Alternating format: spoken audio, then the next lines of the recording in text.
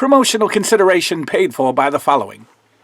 Yo Joe Outlet, your only source for G.I. Joe weapons and vehicle accessories. Don't have that incomplete Joe any longer. Connect with Yo Joe Outlet Center and complete that figure for an awesome price. Go check them out on eBay at Yo Joe Outlet Center and Facebook Yo Joe Outlet. Hey guys, Jason Up, New 80s Revolution. just kind of on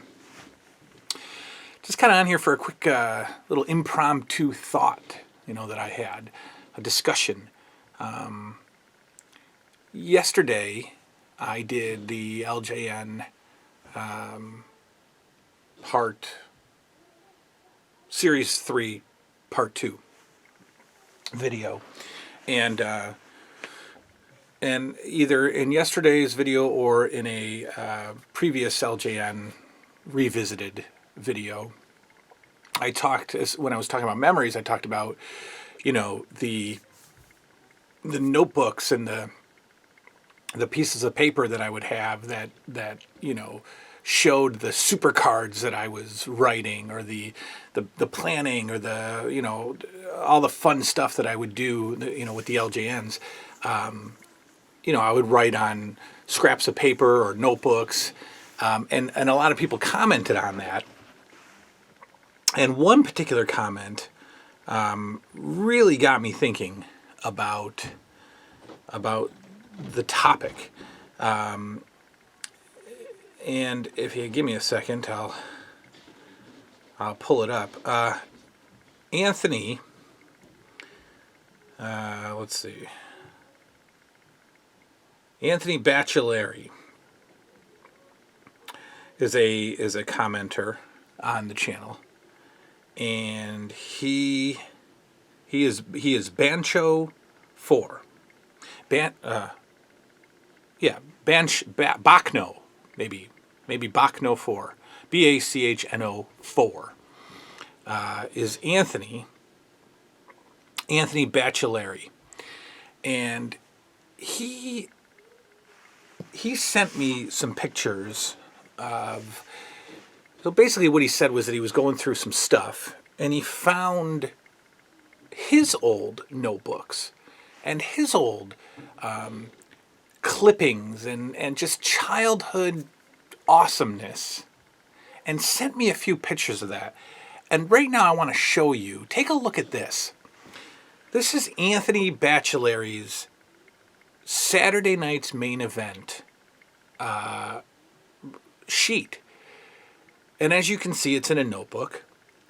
And as you can see, he wrote down, he recorded, he made a promo pic, a promo sheet for his LJN Saturday night's main event matches, his match list. I mean, take a look at this. Look at it at the top.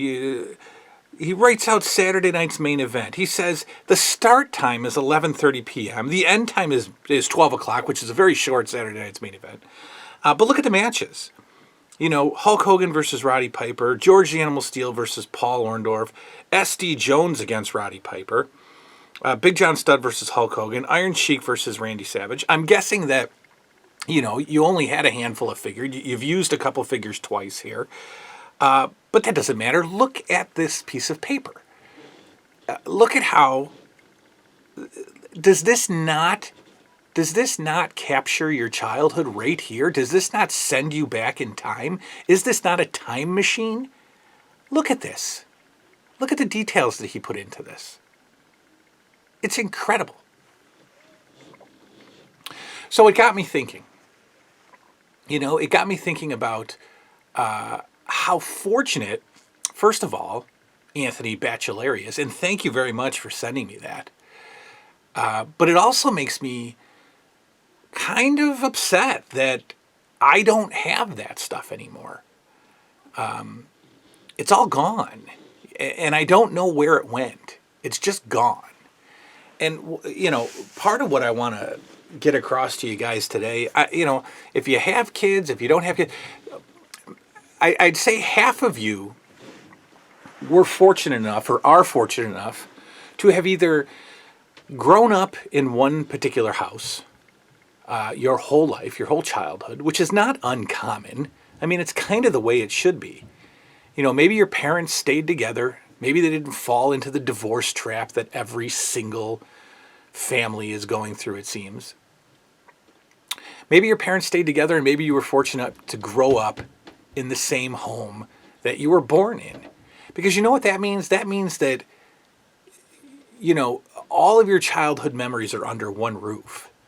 And for a lot of you, many of those childhood memories are tucked away in your attic, are buried in your basement, and like Bobby Bachelari, you come across them every once in a while. Maybe you've since moved out. Maybe you've long moved out.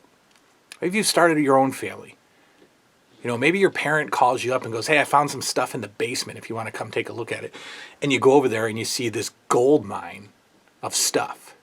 I can't tell you how many people have told me, yeah, I dug up, I went to my mom's and I dug up my old G.I. Joes. Half of you are fortunate to have had that experience. And then the other half, the rest of us, weren't, including me. I think we started off that way, but my parents got divorced when I was 8 years old, and we had to move. And it began one of probably 10 moves, in childhood. And each time you moved, something didn't come with you. Something got left behind. And so when I was 8, they got divorced. And I have a feeling that, if my parents, stayed together and stayed in the same house that we, were living in, a lot of this,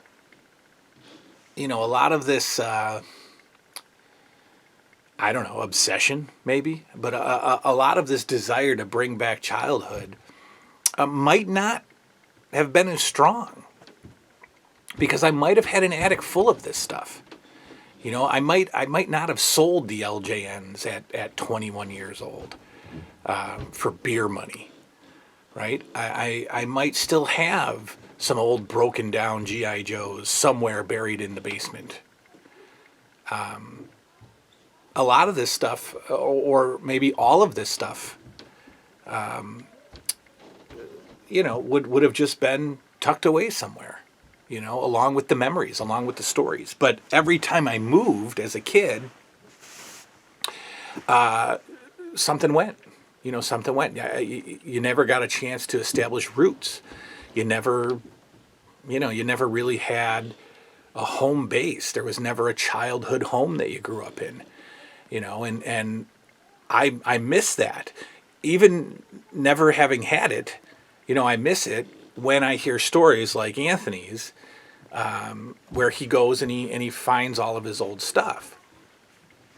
My old childhood best friend did have that experience. His parents stayed together and they lived in the same house until they, couldn't anymore for different reasons.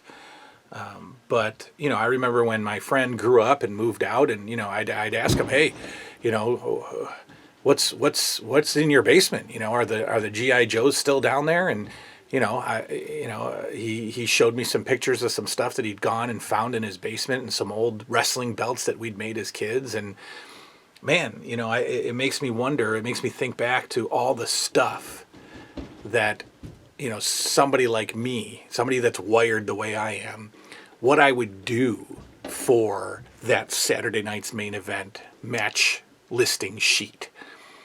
Oh my God, what would I do to find an old box of my notebooks from when I was a kid? Unbelievable, unimaginable.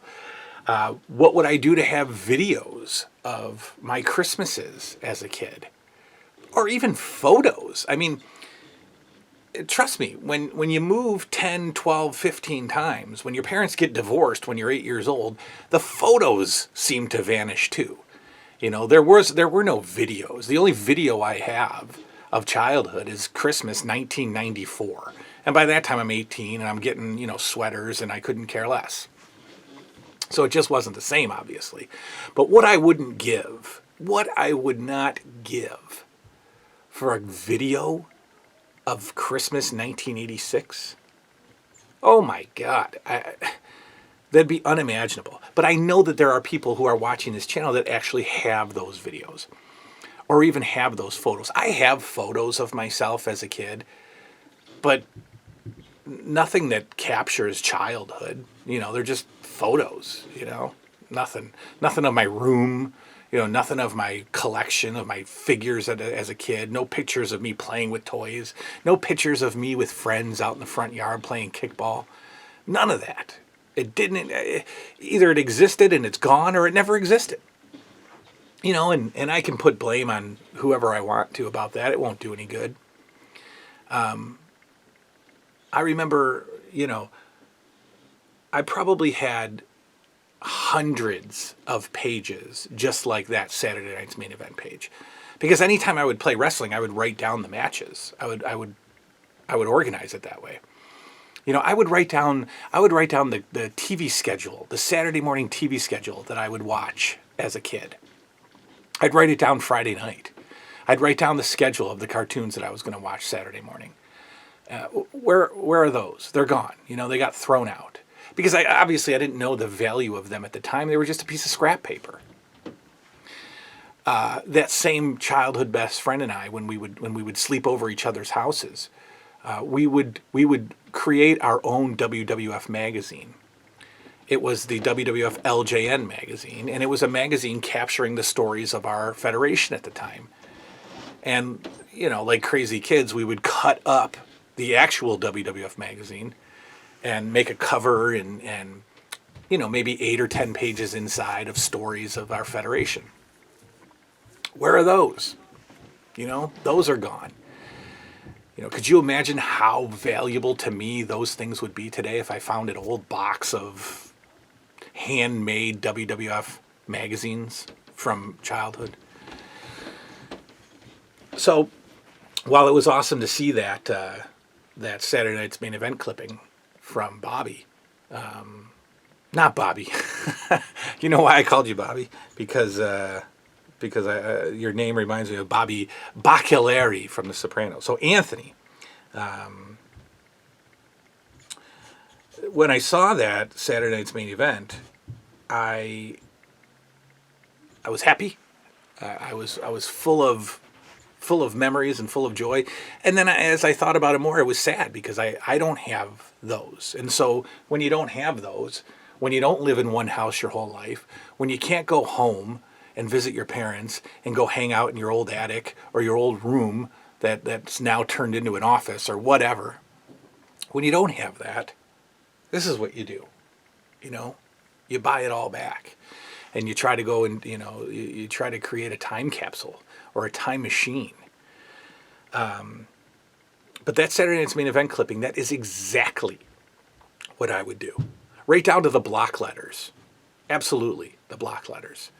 I would name the date that the card was taking place. I would name the arena that it was going to be from. My room had an arena name, right? The room dome or something like that. The Roomadome. It was a bedroom. The Roomadome, right, was my arena. And I would even write "Be there" on the card, right? Like NBC used to do. That was NBC's slogan back in the day. Be there. And so I would do that. I would put "Be there" on the Saturday Night's Main Event form. So cool to see. So what's the moral of the story here? Well, I know now what I didn't know then, what my parents didn't know then. I know how important this stuff is later on in life, to an adult fan of a particular era, an adult fan of their childhood. And so I can control what I can recreate what I didn't have for my kid. Both of my kids, but my 8-year-old Liam is a little bit more into this stuff than my 4-year-old is. But so, videos, if you have kids, guys, take as many videos as you can.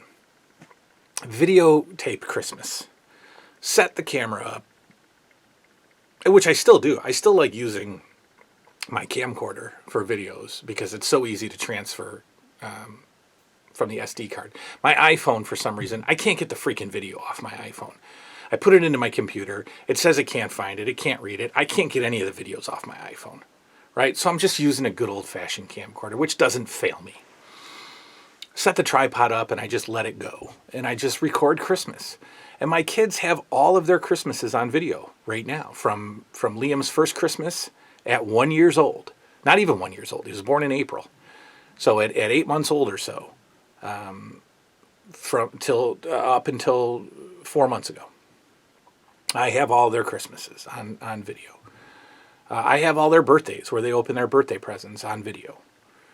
And, what I started doing with my kid, and this just really, touched me, is I bought my kid a notebook. And I said, just have fun. Just write stuff. Write stuff in your notebook. And so he made a list of, you probably can't see it. He made a list of NES games. He came down in my room and he made a list of NES games that he wants to play. Kung Fu, Double Dragon, Jaws, Hook, Ninja Gaiden, Mike Tyson's Punch-Out, Mega Man, 1943, and Tecmo World Wrestling. He made a list of the NES games that he wants to play. And then he drew a house. I don't know, you can't really see it. It's in pencil. He drew a house. And then he made a list of the G.I. Joe figures that he has. And he titled it, This Is What I Have. And he wrote down all of his G.I. Joe figures that he has. And the year. Big Bear, 1992. Wild Bill, 1992. Dice, 1992. Wrote all of his figures down. And that's it. That's all that's in here, I think. So I'm going to give it back to him today. And just tell him, write whatever you want. But you can bet, you can rest assured that this notebook will never be lost. This notebook will never be thrown out, right? I will never move from house to house to house and lose any of their stuff. Now, we have thrown out or donated or sold some of their toys from childhood, but it's the Duplo blocks and it's the, the baby stuff.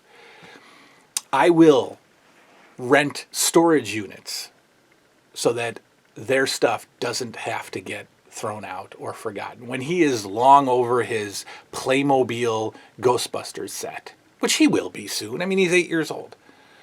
When he's done with the Playmobil Ghostbusters set and it's taken up too much space in his room and he needs it for something else, there is no way that stuff is going to get tossed up on eBay. I don't need the money. It's not going to be given to Goodwill. It's not going to be given away. It's going to be put in a box and it's going to be put in storage. I owe that to him. It's my way of making up for my own past, right? Of not having this stuff. Because you know what? Maybe 20 years from now, he's going to be like me and he's going to say, oh man, I wish I had that Playmobil Ghostbusters firehouse and all the figures. And I don't want him to have to go buy it back. I want him to have his original stuff because I never did. And so if you got kids, I know my man Bobby Campbell is going to do this without a doubt. Save your kids' stuff. Save it, put it away somewhere, take video, capture your child's childhood. Capture it. Because that Saturday night's main event clipping really, really made me think and really brought back a lot of stuff. I have my own notebook, right? I have my own notebook. What's in it? My G.I. Joes. I mean, it's a to-do list because I can't seem to remember anything ever. But aside from a to-do list, it's my figures. It's my G.I. Joe figures. There's my figures from 1983. Two left. And I've already started writing down the figures for 1984. And 1985. And 1986. Could I do it on an Excel spreadsheet? Of course I could. But you know what? That Excel spreadsheet's going to get deleted. It's going to be gone. But this notebook is going to stay here. Guys, I literally have nothing from childhood. Nothing. I have a British Bulldogs set, loose British Bulldogs, that my pet rat at the time gnawed on. And they're tucked away somewhere. And I've showed them to you before. But that's all I got. I have a box of photos. Most of them aren't of me.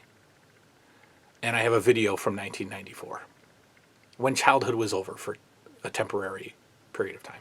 I have nothing else. I have nothing of my original stuff. My wife, on the other hand, if we went to her home, her childhood home, that her mother and sister still live in today, so many times we've gone up in the attic and just scrounged through stuff.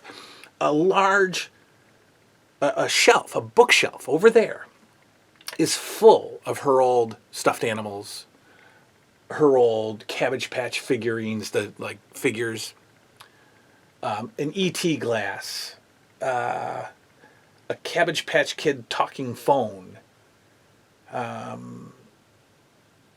Beverly Hills 90210 bookmark. That's all because we went up in the attic and they were up there. Our mom kept them. They did it right.